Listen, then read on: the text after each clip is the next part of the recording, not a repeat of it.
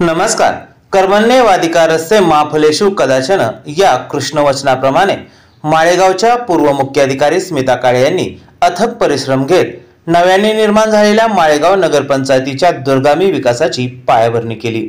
एका बाजूला समस्यांची वानवा, लक्ष्मीचा खडखडाट, तर दुसऱ्या बाजूला ना नगराध्यक्ष, ना नगरसेवक, ना मदतीला प्रशिक्षित अधिकारी कर्मचारी वर्ग. अशा विपरीत परिस्थितीमध्ये त्यांनी माळेगावच्या विकासाच्या पायाभरणीला सुरुवात केली.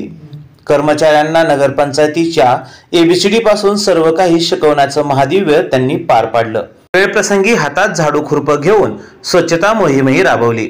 माझी वसुंधरा अभियान यशस्वीपणे राबवत माळेगावच्या शिरपेच्यात मानाचा तुरा खोचण्याचं कामही त्यांनी केलं. खऱ्या अर्थाने माळेगाव नगरपंचायतीच्या विकास यात्रेची पायाभरणी करण्यात त्यांची भूमिका अत्यंत महत्त्वाची राहिली आहे. या कामी त्यांना दीपक बापू तावरे, रंजन कुमार तावरे, दत्तात्रय येळेसर, धनवान काका वदक, वसंत काका तावरे, रणजित उर्फ बंटी भैया तावरे, जयदीप दिलीप तावरे, जयदीप विलास तावरे, प्रमोद तावरे, अशोक सस्ते, अजिंक्य तावरे, शिवराज राजे जाधवराव, विश्वासराव मांढरे, अमित अण्णा तावरे, एसपी सराफ प्रायव्हेट लिमिटेडचे शिवाजी क्षीरसागर, भगवानराव गोंडे आदी ज्येष्ठ व युवकांचे मोलाचे योगदान राहिले. उल्लेखनीय बाब ही की परफेक्ट करिअर अकॅडमीचे सर्वेसर्वा लक्ष्मणराव भोसले तसेच ITIचे BS तावरे सर व विद्यार्थ्यांनी त्यांच्या खांद्याला खांदा लावित विभिन्न सरकारी योजना जनमानसापर्यंत रुजविण्याकरिता व त्यांना मूर्त रूप देण्याकरिता अथक परिश्रम घेतले. एकंदर पाहता माळेगावच्या पूर्व मुख्याधिकारी स्मिता काळे यांची कारकीर्द भविष्यातील उज्ज्वल माळेगावच्या शाश्वत विकासाची पायाभरणी करणारी अशीच राहिली. त्यांच्या या अमूल्य योगदानाबद्दल समस्त माळेगावकरांच्या वतीने नुकताच त्यांचा नागरी सन्मान करीत त्यांना निरोप देण्यात आला. या निरोप समारंभाने भारावून गेलेल्या मुख्याधिकारी स्मिता काळे यांनी केलेल्या कामाचे व मिळालेल्या यशाचे खरे मानकरी माळेगावकर असल्याचे सांगतानाच सर्वांचे विशेष आभार मानले. चला तर पाहूयात मुख्याधिकारी स्मिता काळे यांचं लांबलेलं मात्र युवा पिढीला मार्गदर्शक ठरेल असं भाषण. आज दिनांक 19 फेब्रुवारी, आजची जी तारीख आहे तीच खूपच ऐतिहासिक तारीख आहे. त्यामुळे आजच्या या दिवसामध्ये छत्रपती शिवाजी महाराज यांना सन्मान आणि मुजरा करते सर्वप्रथम. आणि मंचावरती उपस्थित असणारे मला सगळ्यांची नावं आज घेणं एकदम गरजेचं वाटते, म्हणून थोडा वेळ गेला तरी मी सगळ्यांची नावं घेणार आहे काका, त्याच्याबद्दल मला माफ करा. मंचावरती उपस्थित असणारे आदरणीय केशव बापू जगताप, आदरणीय रंजन काका तावरे, त्याचबरोबर अविनाश गोपने, वसंत काका तावरे, महेंद्र सिंग जाधवराव साहेब, धनवान काका मांढरे साहेब, रणजित भैया, त्याचबरोबर ITIचे दुहाळ सर, मोहन काका, सभापती भोसले साहेब, प्रमोद तावरे साहेब, दीपक बापू सस्ते साहेब, शिवराज दादा, प्रमोद भैया, जयदीप भैया, अमर दादा, संग्राम दादा, म्हणजे आज इथं सगळ्यांची नावं घेऊ शकते. अण्णा असतील, आपले सगळे पत्रकार बंधू असतील, विजयजी भोसले असतील, तांबोळी असतील, जगदाळे असतील, तर योगराज दादा आहेत.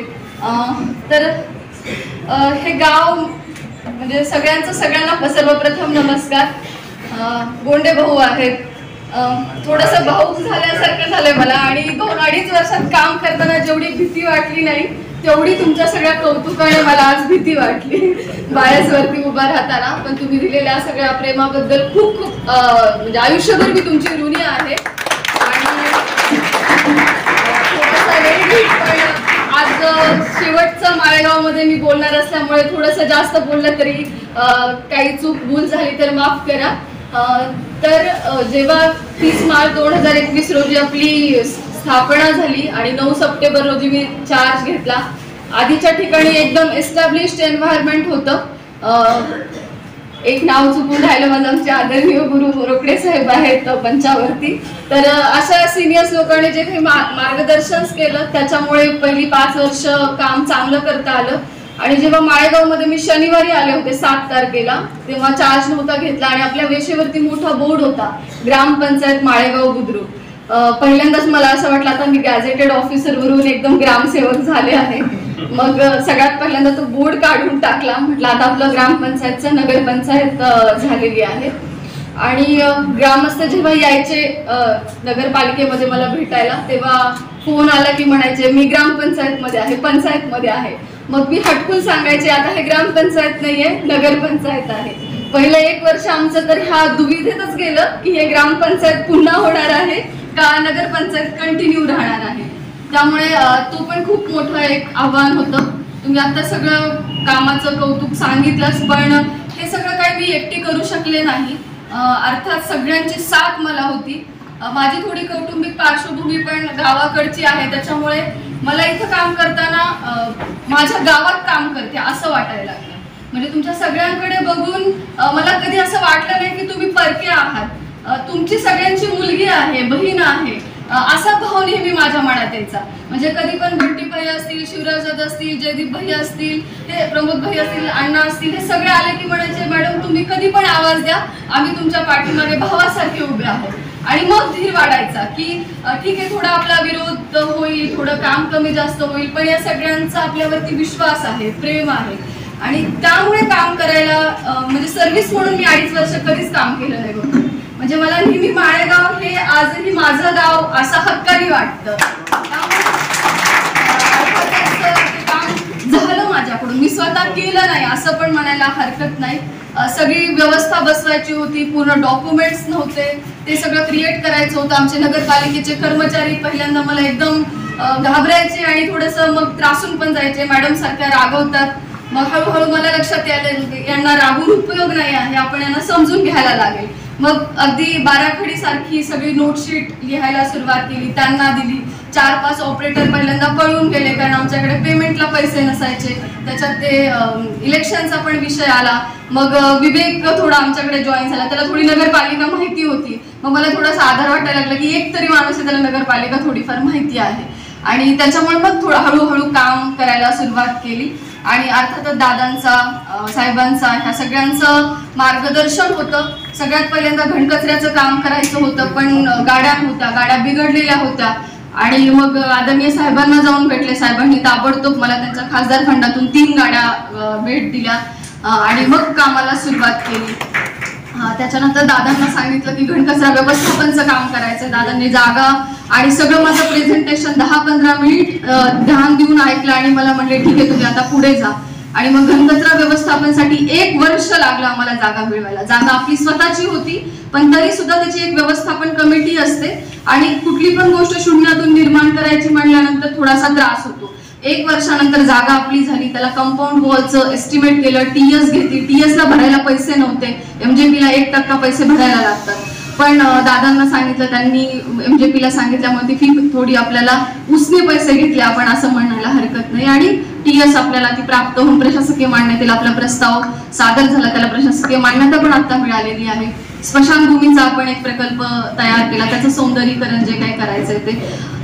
त्यानंतर घनकचरा व्यवस्थापनचा डीपीआर तयार केला. तो स्टेट लेवलची जी टेक्निकल कमिटी असते, ज्याला SLTC असं म्हटलं जातं, त्याचे अध्यक्ष हे प्रधान सचिव असतात. त्यांच्यासमोर आपलं प्रेझेंटेशन झालं आणि 2,39,40,00,000 आपला घनकचरा व्यवस्थापनच्या प्रकल्पाला प्रशासकीय मान्यता सुद्धा मिळालेली आहे. आपली पाणी पुरवठा योजना जी आहे ती सुद्धा आपली शेवटच्या टप्प्यात आहे. म्हणजे असं झालं की बऱ्याच वेळा काही डिपार्टमेंट आपल्याला सहकार्य पण करत नव्हते. जसं की पाणी आरक्षण 2 वर्ष आमची फाईलच पुटअप करून घेत नव्हते. मग जेव्हा माझ्याकडे ऍडिशनल चार्ज म्हणून आला तेव्हा मला थोडी भीती कमी झाली की आता मला काय कोणी बोलू शकणार नाही. मग एकदम भांडून जलसंधारण विभागाकडे म्हटलं नाही तुम्ही फाईल आमची पुटअप करून घ्या. आणि ते पाणी आरक्षण आज जलसंपदा मंत्र्यांच्या म्हणजे तिथे फाईल आहे. त्यामुळे तो एक प्रवास आपला जवळजवळ संपत आलेला आहे. जागा मागणीचे प्रस्ताव आपल्याला बऱ्याच वेळा आपला डीपी झाले नसल्यामुळे पटकन मिळत नाहीत. म्हणजे फॉर एक्झाम्पल आपल्याला साठे नगरला निधी येऊन पडला, परंतु आपण समाज भवन बांधू शकलो नाही कारण त्याची 39 लाख रुपये फीज आपल्याला भरायची होती आणि ती आपल्या नगरपालिकेला शक्य नव्हती. आणि फी भरायला का लावत होते, तर कारण आपला डेव्हलपमेंट प्लॅन झालेला नव्हता. मग अशा काही टेक्निकल अडचणी येत होत्या की जिथे इच्छा आहे, पैसे आहेत, तरी पण काम करता येत नव्हतं. पण ते अखेरच्या टप्प्यात येऊन काही गोष्टी पोहोचलेल्या आहेत. ऍडमिनिस्ट्रेटिव्ह बिल्डिंगची आहे त्याची पण आपल्याला इरिगेशन विभागाकडून एनओसी मिळालेली आहे. नगर विकास विभागाकडे आपण एनओसी पाठवली, त्यांचं झालं की आपला तो करारनामा होऊन ती जागा इरिगेशन कडून तर आता आपल्याला ना हरकत आहे. तसे हे जे मेजर गोष्टी असतात, एक शहर जेव्हा वाढतं, म्हणजे चंदीगड सिटी खूप प्लॅन सिटी असे असं म्हणतात, आणि चंदीगड सिटीचं ज्यांनी प्लॅन केलं त्या व्यक्तीचं असं म्हणणं आहे की एखादं शहर जेव्हा निर्माण होतं तेव्हा ते एखाद्या व्यक्तीसारखं निर्माण होतं. म्हणजे लिटरली चंदीगड सिटीचा प्लॅन असा आहे, एखादा माणूस असा झोपवल्यानंतर त्याचं ब्रेन जिथं असतं तिथे त्यांनी रिसर्च सेंटर केलंय. त्यांच्या शिरा म्हणजे आपल्या ड्रेनेज आहे, धमण्या म्हणजे आपल्या वॉटर पाईपलाईन आहे, आपले हात म्हणजे करणाऱ्या गोष्टी आहेत, आपली ट्रान्सपोर्ट सिस्टीम म्हणजे आपले पाय आहेत. तर अशा पद्धतीने त्या चंदीगड सिटीचा प्लॅन केलेला आहे. त्यामुळे एक शहर म्हणजे फक्त शहर नसतं, शहर म्हणजे घरं नाही, शहर म्हणजे रस्ता नाही, पाणी पुरवठा लाईन नाही, बिल्डिंग नाही, तर शहर म्हणजे माणसं आहेत. आणि ह्या माणसांना घडवणारं शहर आपल्याला पाहिजे. म्हणजे ज्ञानेश्वरीमध्ये एक खूप छोटा आणि चांगला एक ओवी आहे, जन हे बोलतू जेथे अंतरात्माची ओळला, जन हे खवळले जेथे अंतरात्माची खवळला. याचा अर्थ काय होतो, व्यक्ती आणि समाज ह्यांचा जो काही परस्पर संबंध आहे तो त्यांनी व्यक्त केलेला आहे की व्यक्तीचा विकास झाला की समाजाचा विकास होतो, आणि समाजाचा विकास झाला की व्यक्तीचा विकास होतो. म्हणजे दोघांचे विकास हे एकमेकावरती अवलंबून आहे. कुठल्याही एकाचा विकास थांबला तर दुसऱ्याचा विकास आपोआप थांबतो. त्यामुळे व्यक्ती व्यवस्थित निर्माण व्हायची असेल तर त्याला जे काही सपोर्ट करणारी सिस्टीम आहे, आपलं शहर आहे, आपली सोसायटी आहे, आपला समाज आहे, हा सुद्धा व्यवस्थित पाहिजे. आणि तो कधी व्यवस्थित होऊ शकतो जर इथलं इन्फ्रास्ट्रक्चर व्यवस्थित असेल, त्यांना एम्प्लॉयमेंट करण्यासाठी व्यवस्थित गोष्टी असतील, आणि ते एक शहराचं प्रमुख या नात्यानं कशा पद्धतीने चांगलं करता येईल ही गोष्ट नेहमी माझ्या डोक्यात होती. आणि त्यासाठी अर्थातच गावकऱ्यांचा मला खूप मोठा सपोर्ट होता. थोड्याफार गोष्टी होत राहतात, त्या होतच राहतात, त्या आमच्याही मनात कधीच राहत नाहीत. आणि त्याचबरोबर विद्यार्थी होते, पोलीस अकॅडमीचे सगळे सर होते, त्यांचे स्टुडंट्स होते, बालवाडीपासून ते शिवनगर जी इंजिनिअरिंग कॉलेज असेल, डिप्लोमा कॉलेज असेल, ह्या सगळ्यांचं असेल, शारदा नगरचं असेल, नियम असेल, ह्या सगळ्या आजूबाजूच्या ज्या संस्था आहेत ह्यांचं खूप मोठं सहकार्य, मार्गदर्शन आम्हाला लागलं. दादांनी सांगितल्याप्रमाणे पत्रकार बंधूंनीही बऱ्याच वेळा आमच्यात जर काही चुका असतील तर त्या दाखवल्या, त्याचं मी कधीही मनावर घेतलं नाही. चांगलं असेल तर त्याचं ऍप्रिशिएशन पण केलं. म्हणजे आमचे गुरु रोकडे सर नेहमी म्हणायचे की तुमची बातमी खूप भारी असते, कारण दादा बातमी लिहायचे. त्याच्यामुळे या गोष्टी ज्या आहेत त्या त्यांनी पॉझिटिव्ह एन्व्हायरमेंट क्रिएट होतं. म्हणजे जेव्हा मी माळेगावचा चार्ज घेतला ऑक्टोबरमध्ये, तत्कालीन महाराष्ट्राचे मुख्यमंत्री उद्धव ठाकरे साहेब इथे येणार होते, आणि तेव्हा आमचे डिव्हिजनल कमिशनर सर आणि कलेक्टर सर इथे आले होते, आणि सरांनी आमच्या दोघांना प्रेझेंटेशन द्यायला लावलं होतं माझी वसुंधराचं. मी एकदमच नवीन होते, सरांचं प्रेझेंटेशन घेतलं आणि झालं असं झालं. मग म्हटलं सर आम्ही पण आहोत, आम्ही आत्ताच झाली पण आम्ही थोडं थोडं काम करायला सुरुवात करतोय. आणि मी जेव्हा त्यांना सांगितलं तेव्हा सरांनी खूप अप्रिशिएट केलं. सर म्हणले मला खूप आनंद झाला तुम्ही इतक्या छोट्या लेवलला काम करतात, आणि त्यामुळे वरिष्ठ पातळीवरती पण नेहमी मला सपोर्ट मिळत गेला. कलेक्टर सर असतील, कमिशनर सर असतील, बारामतीमध्ये प्रांत सर असतील, हनुमान पाटील साहेब असतील, किंवा दादांचं जे मुंबईतलं ऑफिस आहे गजानन पाटील साहेब आहेत, रवंदाळ साहेब आहेत, ही सगळी सिस्टीम सपोर्ट सिस्टीम होती. म्हणजे जरी ते पडद्यावरचं काय हिरो किंवा हिरोईन जरी मी दिसत असेल तरी खूप मोठा ह्याच्यामध्ये हात प्रत्यक्ष अप्रत्यक्षरित्या लागलेले आहेत. आणि त्या सगळ्याचा परिणाम म्हणजे हे माळेगावचं द्वितीय असेल, किंवा आता सुद्धा आपल्याला डिव्हिजन मध्ये आहे आणि स्टेट मध्ये पण आपण पहिल्या 3 मध्ये 100% असणार आहोत. त्यामुळे त्याची पण आपली 4 तास अमाऊंट आपल्याला मिळेल, आणि ह्या सगळ्या अमाऊंटमुळे आपलं शहर आणखीन जास्त चांगलं, समृद्ध, हरित, सुंदर व्हायला मदत होईल. आणि हेच आहे ना शेवटी. म्हणजे आता सगळे ज्येष्ठ बसलेले आहेत, सगळे मला प्रत्येक ज्येष्ठांची नावं घेणं शक्य नाही झालं, पण सगळे सन्माननीय आदरणीय ज्येष्ठ आहेत. तुम्ही जे काही निर्माण केलं त्याच्यामुळे आम्हाला हे बघायला मिळालं, आणि आमच्या पिढीकडून जे काही निर्माण केलं जाईल ते पुढच्या पिढीला बघायला मिळणार आहे. आणि जर पुढच्या पिढीला असं वाटलं की यांनी काहीच केलं नाही तर ते आमचं खूप मोठं अपयश असणार आहे. त्यामुळे आता जे काही करतोय ते येणाऱ्या भविष्यातील मुलांसाठी ते एक प्रकारचं शाश्वत असलं पाहिजे आणि सर्व समावेशक असलं पाहिजे. ह्या 2 गोष्टी येणाऱ्या पिढीने म्हटलं पाहिजे आम्हाला काहीतरी करून ठेवलं. कारण आपण किती जमिनी घेतल्या, पैसे घेतले, काही झालं, हे खूप काळ टिकून राहणार नाही. त्यांच्यासाठी निर्माण केलेला समाज, त्यांच्यासाठी निर्माण केलेलं शहर, त्यांच्यासाठी निर्माण केलेले संस्कार आणि हे जे काही आज तुम्ही सगळे आमच्या प्रेमाखातर एकत्र आलात, म्हणजे हे अभूतपूर्व आहे की माळेगावमध्ये सगळेजण एकत्र आलेत. हेच प्रेम आहे आणि हीच माझी खऱ्या अर्थानं कमाई आहे असं मला वाटतं. आणि खूप मोठी कमाई, आयुष्यभरात आयुक्त जरी झाले ना तरी मला हे मिळणार नाही. आणि रोकडे साहेब आता नगरपंचायतला नाही, रोकडे साहेबांचं आता प्रमोशन होते, आयुक्त होतील. म्हणजे असं सरांचं नेतृत्व पण माळेगावला लाभलेले, त्याच्यामुळे सर अर्थातच आम्ही त्यांच्याकडे बघून काम करतो, त्यामुळे ते खूपच चांगलं काम करते, त्याच्यात काही शंका नाही. आमचा अपेक्षा भंग होते म्हणाले. हो, म्हणजे सर आता आयुक्तसाठी हे होती, पात्र होती काही दिवसांनी, त्याच्यामुळे सरांचं प्रमोशन होईल.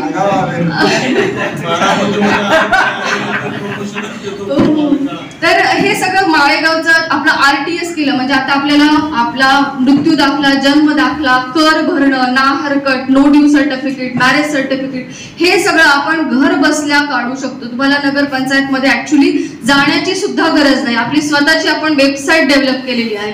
फक्त ते थोडंसं आणखी टेक्निकल नॉलेजच्या मुळे अडथळा निर्माण होतो, पण ह्या सगळ्या RTS सर्व्हिसेस आपल्या ऑनलाईन उपलब्ध आहेत आणि ही खूप मोठी गोष्ट आपल्या दृष्टिकोनातून चांगली आहे. त्याला प्रसिद्धी सुद्धा पत्रकार बंधूंनी दिली, त्यामुळे लोकांमध्ये ती गोष्ट पोहोचली. तर हा सगळा एक माळेगावचा ओव्हरऑल भाग होता.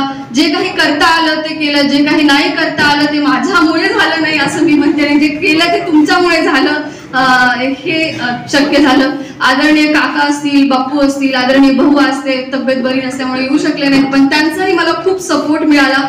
कधीही नियमाच्या बाहेर काम त्यांनी मला सांगितलं नाही. ते स्वतः म्हणायचे की काका असतील किंवा भाऊ असतील की मी सांगितलं तरी नियमाच्या बाहेर करायचं नाही. म्हणजे ही खूप मोठी गोष्ट होती आणि ती आमच्यासारख्या अधिकाऱ्यांना धीर देणारी होती. त्यामुळे आम्ही हे शहर घडवत नाहीये, तुम्ही आमच्यासारखे अधिकारी घडवत आहात. ही खूप मोठी गोष्ट आहे. हे उलट आहे ऍक्च्युली, पण ते आपण तसं बघितलं पाहिजे. दुसरी गोष्ट म्हणजे आता मला आणखीन एक गोष्ट सांगायला आवडेल की नगरपालिका आणि ग्रामीण ह्याच्यात काय एक्झॅक्टली फरक आहे. जर आपण बघायला गेलं तर आज हे शहरीकरण निर्माण झालं नाही. आपल्या भारताच्या संस्कृतीमध्ये अर्बनायझेशन किंवा शहरीकरणाचे प्राथमिकरित्या 3 भाग मानले जातात. सगळ्यात पहिलं अर्बनायझेशन झालं ते हडप्पा मोहेंजोदडो काळामध्ये. जर आपण तो एन्शियंटचा काळ घेतला तर त्याच्यानंतर जे जनपद होती, महाजनपद होती, ह्यांचा दुसरा कालखंड झालेला आहे. आणि तिसरा कालखंड हा मध्ययुगीन भारतामध्ये शिवाजी महाराज असतील किंवा तत्कालीन जे काही सगळं कल्चर होतं त्याच्यातून निर्माण झालेली शहर आहे. शहर म्हणजे एक्झॅक्टली त्याचा बेसिक क्रायटेरिया काय असतो तर लोकसंख्या हा सगळ्यात महत्वाचा शहर निर्मितीचा क्रायटेरिया असतो. महाराष्ट्र सरकारमध्ये पण ग्रामपंचायतचं शहर कधी होतं जेव्हा एखाद्या शहराची लोकसंख्या 10,000पेक्षा जास्त असते आणि 25,000पेक्षा कमी असते, तेव्हा ती नगरपंचायत बनते. 25,000पेक्षा जास्त असते तेव्हा मग क वर्ग, ब वर्ग, अ वर्ग, महानगरपालिका. म्हणजे लोकसंख्या हा सगळ्यात महत्वाचा अर्बनायझेशनचा क्रायटेरिया आहे. आणि दुसरी गोष्ट म्हणजे काय, आर्थिक गतिविधी. प्रायमरी व्यवसाय आपला शेती असतो, आपल्याकडे शुगर फॅक्टरी आहे, त्याच्यामुळे शेतीबरोबरच आपल्याकडे असणारी फ्लोटिंग पॉप्युलेशन आहे आणि त्याला अलाइड असणाऱ्या वेगवेगळ्या ऍक्टिव्हिटीज, आणि त्यामुळे माळेगाव हे नगरपंचायत किंवा शहरीकरणाच्या क्रायटेरियामध्ये फिट झालं. आणि आता जे काही आपण बघतो, लोकसंख्या वाढली की आपल्या रिसोर्सेस वरती ताण येतो. जमीन तेवढीच राहते, पाणी तेवढंच राहतं, त्याच्यानंतर ऊर्जा तेवढीच राहते, पण त्याचा उपभोग घेणारी संख्या वाढते आणि म्हणून पर्यावरणाचा समतोल बिघडतो. त्यामुळे शहरीकरण होऊ द्यायला पाहिजेत, पण त्याच्याबरोबर पर्यावरणाचा होणारा ऱ्हास आपण थांबवला पाहिजे. तर येणाऱ्या पिढीला आपण एक निरोगी शहर देऊ शकतो. अन्यथा आपण किती रस्ते बांधेल, काही केलं तरी निरोगी शहर आपल्या भावी पिढीला आपण देऊ शकणार नाही. आणि म्हणून स्वच्छता असेल किंवा पर्यावरण असेल, हे माझ्या नेहमी कन्सर्नचे मुद्दे का राहिले आहेत तर त्याच्या पाठीमागं ही भूमिका नेहमी राहिली. स्पर्धा हा एक मुद्दा होता, परंतु हा सगळा मुद्दा त्याच्या बॅकड्रॉप वरती आपल्याला बघायला मिळतो. दुसरं म्हणजे हे जे काही शहरीकरण होतं आहे, आता काही दिवसांनी निवडणुका होतील, बॉडी येईल. मी खूप लहान आहे तुमच्या सगळ्यांपेक्षा, मी तुम्हाला सांगण्या इतकं माझ्यात क्षमता नाही आहे, पण जेवढं काही पुस्तकं वाचून किंवा काही जे मला कळालं त्याच्यामधून मी ही गोष्ट सांगू इच्छिते की शहरीकरणाचं प्लॅनिंग करताना फक्त आज म्हणून नाही तर पुढच्या 20 वर्ष म्हणून आपण बघितलं पाहिजे आणि त्या दृष्टिकोनातून शहराचा विकास केला पाहिजे, तर ती शहरं कंजेस्टेड होत नाहीत, गजबजलेली जरी झाली तरी नियोजित शहरं होतात। आज ज्या महाभूतीची जयंती आहे ते म्हणजे आपल्या सर्वांचे आदरणीय आणि सन्माननीय असणारे छत्रपती शिवाजी महाराज। खऱ्या अर्थानं प्रशासन म्हणजे काय आणि एखादं शहर म्हणजे कसं चालवावं हे शिकण्यासारखं कुणाकडून असेल तर महाराजांसारखी दुसरी आपल्याला आदर्श सापडणार नाही। काय आपण बघतो महाराजांच्या ह्याच्यामध्ये, महाराजांनी शून्यातून स्वराज्य निर्माण केलं आणि हे स्वराज निर्माण करताना त्याचा केंद्रबिंदू काय होता तर सत्ता हा त्याचा केंद्रबिंदू नव्हता, तर रयत हा त्याचा केंद्रबिंदू होता। रयतेचं राज्य महाराजांनी निर्माण करण्याचं स्वप्न बघून स्वराज्याचं स्वप्न निर्माण केलं आणि म्हणून ती शिवाजी महाराजांचा कालखंड आज 300-400 कितीही वर्ष झाली तरी महाराज आपल्याला आपलेसे का वाटतात, कारण त्यांच्या ह्या कार्यामुळे ते आपल्याला आपलेसे वाटतात, ते राज्य आपल्याला आपलंसं वाटतं, तो देव म्हणून आपण त्याला आपल्याला पूजावंसं वाटतं। तर त्यांचं अष्टप्रधान मंडळ हे त्यांचं प्रशासनाचं सगळ्यात महत्वाचं आणि आजही शिकण्यासारखी गोष्ट होती। त्याच्यात अमात्य होते, सुमंत होते, त्याच्यानंतर पेशवा होते, मंत्री होते, बाकाणीस होते, डबीर होते, ही सगळी पदं त्यांनी खात्याद्वारे निर्माण केली। म्हणजे जशी आज परराष्ट्र मंत्री आहे, आर्थिक आहे, महसूल आहे, पाणी पुरवठा आहे, अशी वेगळी खाती, ते म्हणजे त्यांचं अष्टप्रधान मंडळ। जे मुस्लिम राज्यसत्तेमध्ये आणि महाराजांच्या सत्तेमध्ये काय फरक होता एक्झॅक्टली, तर मुस्लिमांनी फक्त कारकून बनवले, महाराजांनी ह्या सगळ्या लोकांना जबाबदाऱ्या दिल्या, पण जबाबदाऱ्याबरोबर अधिकार सुद्धा दिले। महाराज ही अशी व्यक्ती इतिहासातील पहिली होती की जे त्यांच्या मंत्र्यांना जहागीर देण्यापेक्षा पगार देत होते। म्हणजे कालच मी एक लेक्चर ऐकत होते तर त्याच्यामध्ये अष्टप्रधान मंडळामध्ये जे असायचे त्यांना पगार किती होता, आजच्या भाषेमध्ये वर्षाला 40 लाख रुपये पगार होता। महाराजांना सोडून जावं असं कुठलीही गोष्ट महाराजांनी कमी ठेवली नव्हती।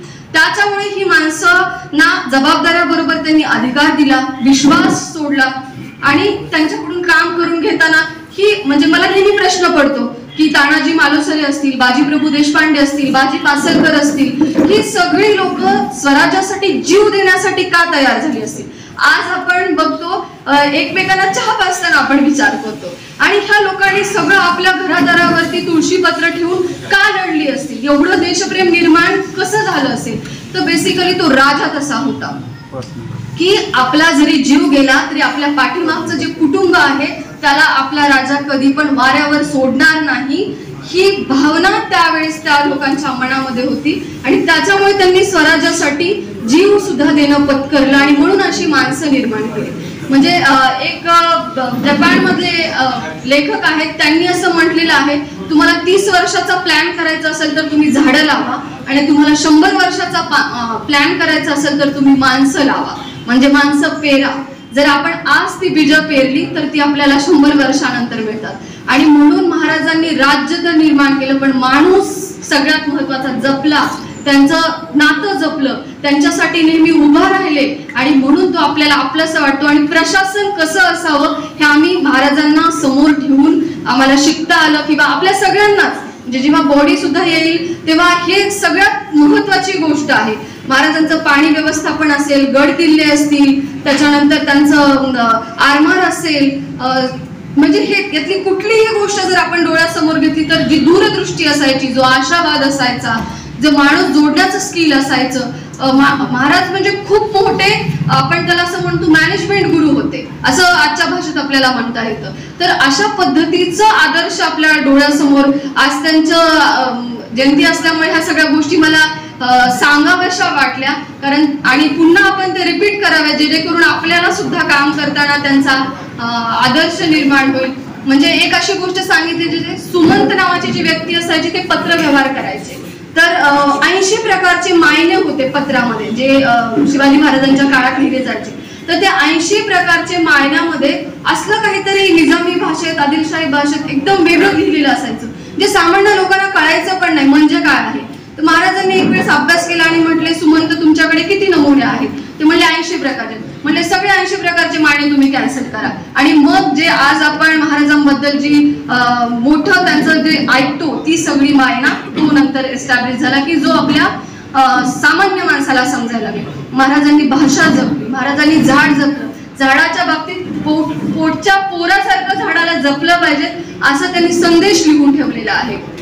तर हे सगळं काय म्हणजे हे आज आम्ही जे करतो आहोत हे याचा छोटासा भाग आहे. ते स्वराज होतं माळेगाव आपलं त्यातला एक छोटासा पार्ट असू शकतो. त्यामुळे हे सगळं करता आलं असे आदर्श आपल्या समाजात आहेत आणि त्यामुळे त्यांच्या पावलावरती चालण्या इतकं आणखी आमचं मोठं व्यक्तिमत्व नाहीये, पण थोडंफार त्याच्यातून शिकण्याचा मी प्रयत्न केला. आपण सगळी जेव्हा बॉडी येईल तेव्हा नक्कीच ह्या गोष्टी आपल्या ह्याच्यात जर आलं तर माळेगाव फक्त जिल्ह्यात राज्यात वगैरे नाही, म्हणजे मी अतिशयोक्ती म्हणून सांगत नाही काका, आपल्या देशामध्ये माळेगाव हे चांगलं स्थान निर्माण करणारं एवढं पोटेन्शियल असणारं गाव आहे. 18.54 स्क्वेअर किलोमीटर एरिया आपल्या फक्त माळेगावचा एवढा मोठा आहे. आमच्या शिरूरचा पण 6.5 किलोमीटर, तिप्पट माळेगाव मोठं आहे. म्हणजे तेवढं स्किल पण त्याला लागणार आहे आणि वेगवेगळ्या प्रकारच्या सगळ्या गोष्टी आहेत. असं मला जेव्हा माळेगावचा चार्ज घेतला तेव्हा लोक म्हणायचे माळेगाव खूप बदनाम गाव आहे, खूप सेन्सिटिव्ह आहे, पण मी उलट बघते ह्या गोष्टीला. मला माळेगाव मध्ये खूप ऍक्टिव्ह लोक वाटतात.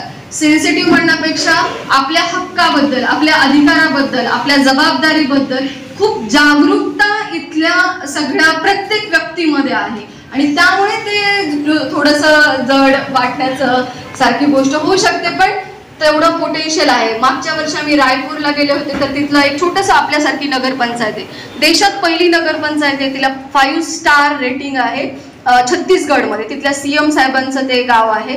तर मला नेहमी वाटायचं की आपलं माळेगाव असं व्हायला पाहिजे.